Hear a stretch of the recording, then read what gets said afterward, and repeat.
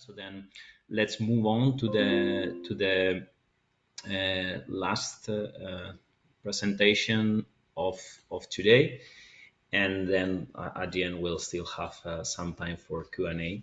So the last presentation will be done by my colleague Stephanie Van Damme. That she's project manager and technical lead in Alice, and she has worked on a couple of projects, Buslock and Cephes. So Stephanie will share with us a summary of the key findings in the Buslock project, but also the state of play in Cephes in gathering requirements. So Stephanie, the floor is yours. So yes, hello everyone. As I will start with the Buslock project, first of all telling you what the Buslock project is. The Buslock project is a coordinating and support action. So in the project, we looked into the past and we wanted to learn for the future. So if you look to European research and innovation projects, about 160 to 200 projects have already been done in all throughout the years about logistics, and more than 1 billion of money have been invested in those projects. So now it was a good time to look into the results, outcomes, and implementation cases of those projects and try to make them more visible by the Buslock project. And we already identified more than 30 implementation cases about the topic of efficient zero emission and emission reporting. We identified 4 of them. So within Buslock, we looked into the finished research and innovation project. We mapped them over different clouds, so different topics, and we then identified the most important project partners, and we did some interviews with them. And from all those information, we derived cloud reports. So those are industry reports where you can find all important results, outcome, and implementation cases. At the moment, there are already 6 published on the topics you can see on the slides. I will now present the results of the 7th one, and we are also working on the 8th one about digitalization. The Buslock project will finish by the end of this year, so by then we will have 8 cloud reports. So from all that input, we want to create an innovative ecosystem for the logistics sector, and we also looked into what the current market is doing. So we identify new trends, challenges, and opportunities, and if we merge them together, we can identify high priority topics, but also the gaps that are still currently there, and we can make recommendation for the future project goals topics. So that is the aim of Buslock to do so. So now we looked for the 7th cloud report. We looked into the topic of monitoring and implementing efficient and zero emission freight transport. It's a long title, and it comprises of 3 very related topics. The first one is energy efficient transport. We focused on energy efficient, which is also related to fuel consumption reduction.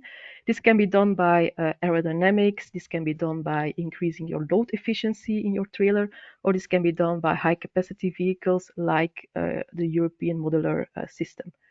Then the second pillar is the zero emission transport. We focused on tailpipe zero emission, which doesn't mean that it's fully zero emission, because you still have emissions during manufacturing or making your fuel. There we focused on also the trucks, on the infrastructure, but also on project working on route optimization. And then the last one, but not the least one, is the emission reporting, because the previous ones are all focusing on reducing the fuel and on reducing the emissions. You should also look into how you report those emissions, how you can measure them. And there, the Smart Freight Center, the GLEC framework, and now the new ISO norm are also very important market practices.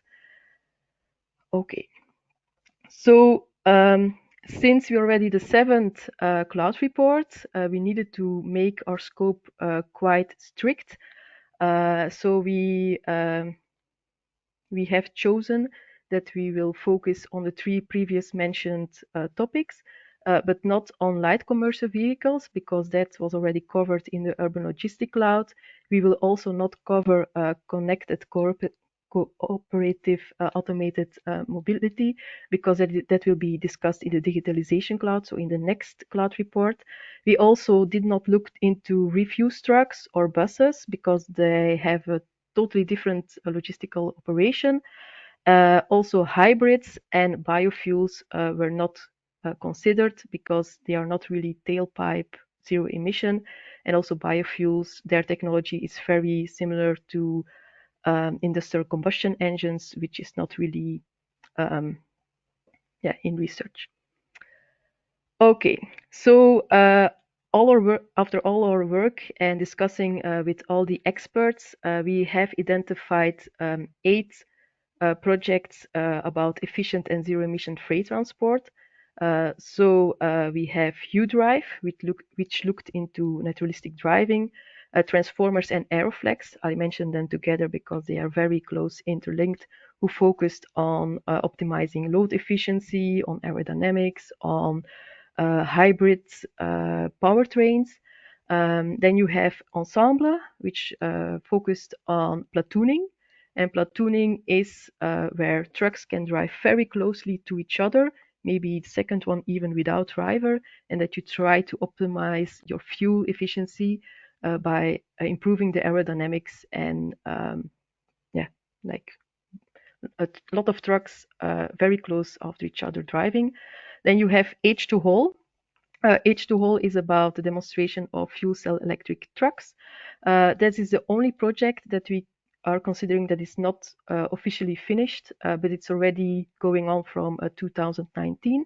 So it's already, yeah, going in the right direction. And then the last one is Modales, which is also looking into the human factor into eco-driving. Then you also see two groups of projects that we did not consider. So the first one is about the hybrid vehicles and urban mobility. We did not consider them for the reasons already explained. And then also you have the newly started projects, which are five of them. They started in 2023, and that's a little bit too early to already see if they will lead to outcomes of implementation cases. But I believe that since there are so much new projects, that it's a very important topic, zero emission vehicles. So this is about efficient and zero emission freight transport. And then you have two projects that were selected for emission reporting. So you have the COFRET project, where the methodology to define emission reporting has been drafted, and then the Learn project, where the methodology was brought into practice and even an ISO standard. There you have one new project which is out of scope because it's too new, and that's the Transcensus LCA project. There we see again the movement of going to full LCA analysis and not only well to wheel analysis, but going the full way. Okay, so what have we learned from these projects? We have looked into did those projects led to implementation cases, and implementation cases are really project results that are a new commercial solution or led to new markets or to new policies. So really results that lived longer than the project, that really were implemented in the market. Implementation cases differ from demonstrations because demonstrations, they are stopped at the end of the project, and project outcomes are just project deliverables that you need to get your project done. So within BoostLog, we really try to identify the implementation cases so that we can find what are really the results of the projects.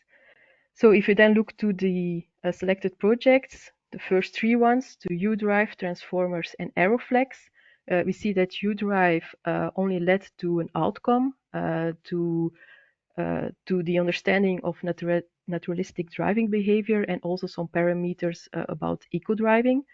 We see that Transformers and Aeroflex, they have led to implementation cases. The trailer, the optimized trailer in both load capacity and aerodynamics is now homologated and will be brought on the market by one of the Aeroflex and Transformers partners. Also, they worked on an electric dolly that can drive on itself and that can do regenerative braking. That one is also homologated and can be brought on the market. Unfortunately, the dolly that really can pull is not homologated yet, so maybe it will be getting an implementation case in the future, but at this moment it's still under demonstration. The dolly was also remote controlled, and they also looked into the possibility of using an e-trailer, so a trailer with a battery pack that can increase the driving range of the truck-trailer combination. Those three things are still not homologated, so they are still temporary implementations. The Transformers and the Aeroflex projects also had some nice outcomes. They looked into in the market, and they found out that the European transport market is mostly pelletized and has missions below 300 kilometers.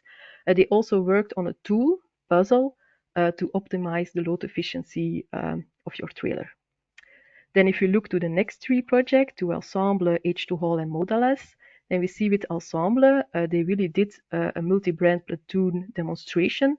So it's working. There is even now an ISO norm, the truck platooning systems, and they also worked on collaborative ABS, but both of them, there are outcomes without implementation at this moment. We have no knowledge of platooning happening at this moment here in Europe. For the H2Haul project, there were three HRS, so hydrogen refueling stations, built within the project. One in Switzerland, one in France, and one in Belgium. And the one in France is even the first one at 700 bars for trucks. It is planned that they will be operational after the project, so they are really implementation cases. While for the 6 fuel cell electric trucks, it's not planned that they will be still into operation after the project. So it's a temporary implementation. And then for Modales, a low emission driving app was established, but it's discontinued. And also they worked on the methodology to optimize the driving of automated vehicles and also for the training of eco-driving. So in the end, we now have identified 4 implementation cases. Because the one of emission reporting is the GLEC framework and the ISO norm, and also Count Emission EU, which was established during the LEARN project. And then within COFRET, there was only one outcome, which is the COFRET methodology, and then also the idea and the decision to work together to work to the ISO norm. Okay. Next one. So now that we know what the outcomes are of the projects, now we can look to what the gaps are and what should be addressed in future R&I topics. So we see that there are gaps in technical innovation. It is already mentioned that infrastructure is at this moment really missing, but also further truck and trailer innovations are coming. So better batteries, everything. Also, some further innovation in aerodynamics are still possible. Then a second action area could be digitalization. We have heard from the expert that data quality, connection, so communication, and standardization are really topics to work further on in future R&I projects. And then the third one is regulative framework. More legal support, especially on national level, could help the integration of these new technologies. Digital twin is very useful for route optimization of new zero-emission trucks, and also to get the charging and fueling into the logistic operation. And then as last one, we have emission reporting, where we now are going to the full LCA view. And I also mentioning ecosystem building, which is not really seen as an action area, because you cannot make really research and innovation projects just on ecosystem building, but it should be part of all the before mentioned action areas. So we hope that we then have very efficient zero emission trucks in the future, and a lot of implementation cases coming from the future projects. So that was Boostlock. I don't know.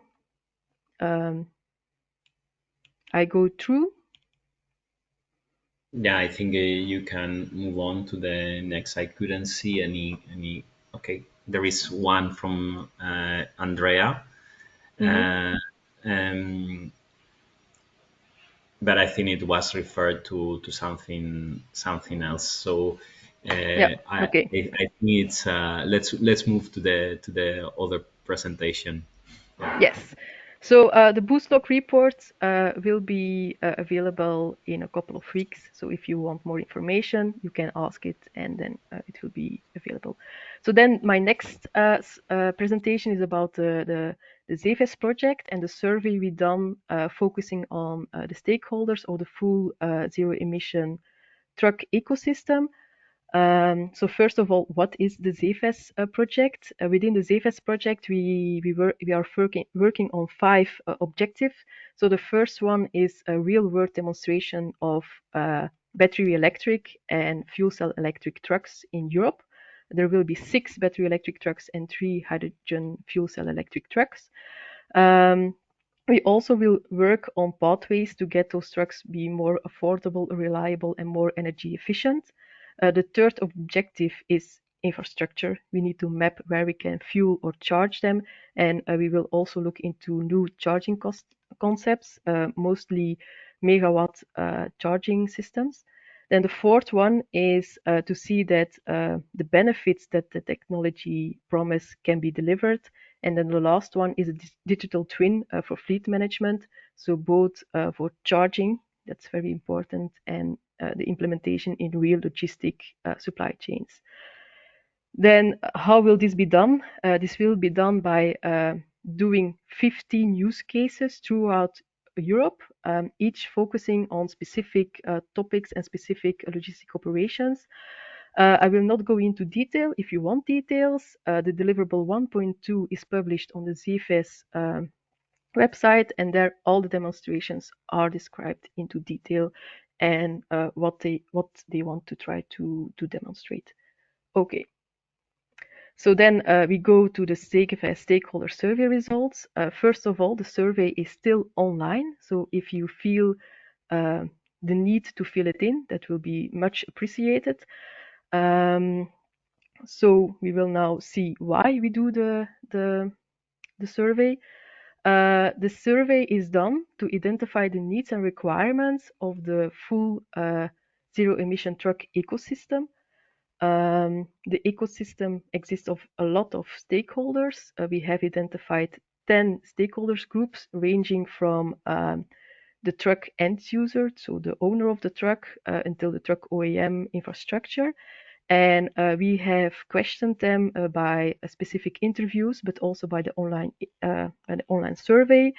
And through this work, we have identified 59 needs and requirements over 6 categories. And the 6 categories are, first of all, the technical part of the truck trailer technology, fleet integration, which is linked to the digital twin of SafeS, safety and acceptance of the technology. Unfortunately, we did not capture the how drivers are thinking about this, but that will be done in a later stage of the ZFS project. We also looked into infrastructure and into viable business cases and legal barriers. So for those topics, we have written down needs and requirements. They will be validated at the end of this month, and they will be also published in a public deliverable. So now we will look into the specific needs and requirements and the answers that the truck end users have given. So we had 12 truck end users that have given their opinion. The 12 end users, they in total they own 13,000 trucks, which is about 2 promille of the total European market, and they also have a lot of trailers. Four of the respondents they didn't had any experience, while seven of them did some have experience with battery electric truck. In total, they have purchased or implemented 226 battery electric trucks, which is already substantial. And one of the respondents had some experience with fuel cell electric trucks. If you then look to what our respondents are driving with, it's all heavy duty trucks, so that's good. Uh, that's perfect what we want. Uh, they also used their trucks in different use cases, so with different types of trailers, also with different types of mileages, which is also what we wanted because we wanted to know what a broad range of truck end users need. Unfortunately, since there is only one respondent of a battery of hydrogen electric trucks at this moment, we cannot say anything about hydrogen trucks. So if you have hydrogen trucks, please fill in the survey so that we can know more. So if you then look to the survey results, the survey exists of making some statements. So here we will now give you some statements on what are reasons that you have bought or didn't bought a truck. So we have four respondents that don't have bought a truck, and we asked them why, and we have seven that did.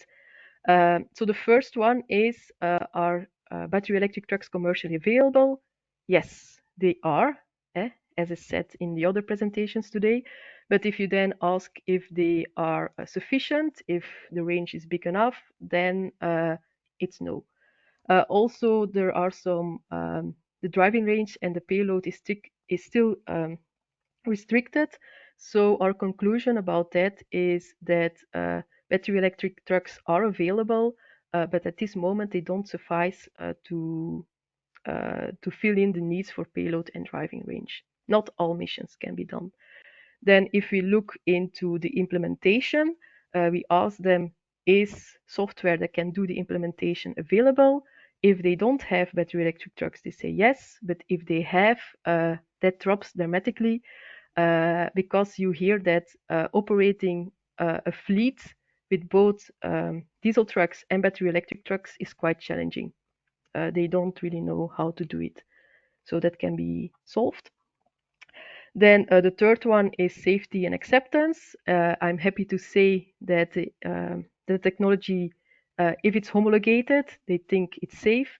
But again, we need to look what is really the opinion of the driver because they will drive with it. So they also need to think it's safe and nice to drive with.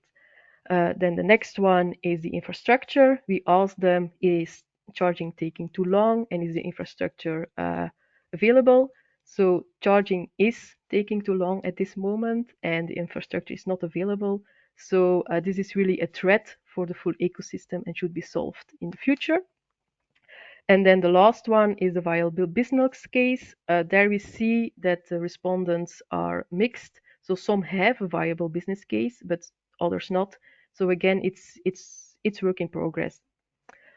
So that are the six topics, the six categories, and they have led to 59 identified needs and requirements. You can see them here. They will be also be published shortly, probably on the CFS website. But if you have some remarks, let us know already. That's it. Thank you, Stephanie, for driving us through these two projects and the results in these two reports. And of course, will be available soon. And encourage again companies and organizations to fill in the survey. In parallel to the presentation, there was an interesting discussion about the presentation from Antonio on the need to go on the figures and ranges given that seem not to be standardized. And I think that was a good conclusion also from the study. And Antonio saying that probably it's not that all the information that is there publicly is really you can compare different models. I don't know if Thomas is still here, and I don't know if ASEA is planning to do something on the way that OEMs disclose information on ranges and all that, but that would be probably a great topic for discussion. So I don't know if there are any particular question or remarks. Now we still have a couple of minutes or pending questions. So then no additional questions. Okay, Thomas, yes, please go ahead. Yes, just to quickly respond to this, very interesting, your remark, Fernando, very interesting presentation indeed. But what struck me was that in several presentations, obviously the response of OEMs to surveys um, depends on factors, and the message that I would like to send is that this is very much a serious production business now for many manufacturers. So it's not about projects and responding to projects or different surveys. It's about marketing, bringing those vehicles, selling those vehicles essentially. And another thing that struck me is that um, of course, OEMs will choose markets where to start and then where to follow. This all depends on, for example, service networks. But at the same time, the expectation and the approach that OEMs have is the alternatively powered vehicles need to be operatable just as conventional vehicles. So they need to have a full service network. And last thing, those who produce heavy duty trucks are not necessarily, or I mean, with very few exceptions, not the ones who produce light commercial vehicles. It's a different market, it's different segments. So if you have different response rates from heavy and light commercial or vehicle manufacturers, then keep in mind it's not the same entities necessarily. But happy to continue this discussion at next Sure, time. of course. To proceed, I think that the question was more related to the presentation from Antonio that is not based on the survey, it's based on public available information and how different OEMs may disclose ranges or whatever. But I think it's a subject for ongoing discussion. So it's work to do. We are on the same page, so we need to push this and make this transition to zero emission vehicle as soon as possible and as affordable as possible. Otherwise, maybe it does not happen at the pace that it's envisioned by the regulation, and then we all will be in trouble. But we need to work this not to be the case, and hard work. And let me finish then with thanking all the participants, but particularly the speakers, Rosie, Thomas, Antonio, Oisin, and Stephanie for driving us into this. As said, we'll share the presentations with all of you, and you will also be able to get her in our Alice webpage and also the recording. So I hope you have a great end of the day and also a good weekend ahead. Thank you very much. Thank you. Thank you.